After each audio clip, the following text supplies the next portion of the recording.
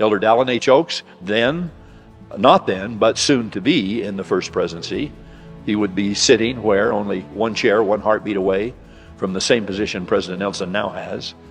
He quoted our colleague, Elder Neal A. Maxwell, who had said, and I quote, "In a way, Latter-day Saint scholars at BYU and elsewhere are a little bit like the builders of the temple in Nauvoo, who worked with a trowel in one hand and a musket in the other. Today, scholars building the temple of learning must also pause on occasion to defend the kingdom. I personally think," Elder Maxwell went on to say, "this is one of the reasons the Lord established and maintains this university. The dual role of builder and defender is unique and ongoing. I'm grateful we have scholars today who can handle, as it were, both trowel and musket." Then Elder Oaks said challengingly, "I'd like to hear a little more musket fire from the Temple of Learning."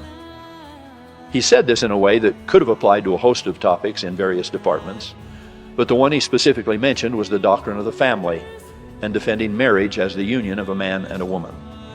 Little did he know that while many would hear his appeal, especially the School of Family Life, who moved quickly and visibly to assist, some others fired their muskets all right, but unfortunately didn't always aim at those hostile to the church. We thought a couple of stray rounds even went north of the point of the mountain. My beloved brothers and sisters, a house divided against itself cannot stand. And I'll go to my grave pleading that this institution not only stands, but stands unquestionably committed to its unique academic mission and the church that sponsors it. We hope it isn't a surprise to you that your trustees are not deaf or blind to the feelings that swirl around marriage and the whole same-sex topic on campus and a lot of other topics. I and many of my brethren have spent more time and shed more tears on this subject than we could ever adequately convey to you this morning or any morning. We have spent hours discussing what the doctrine of the church can and cannot provide the individuals and families struggling over this difficult issue.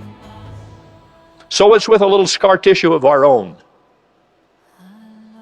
that we are trying to avoid, and hope all will try to avoid, language and symbols and situations that are more divisive than unifying at the time we want to show love for all of God's children.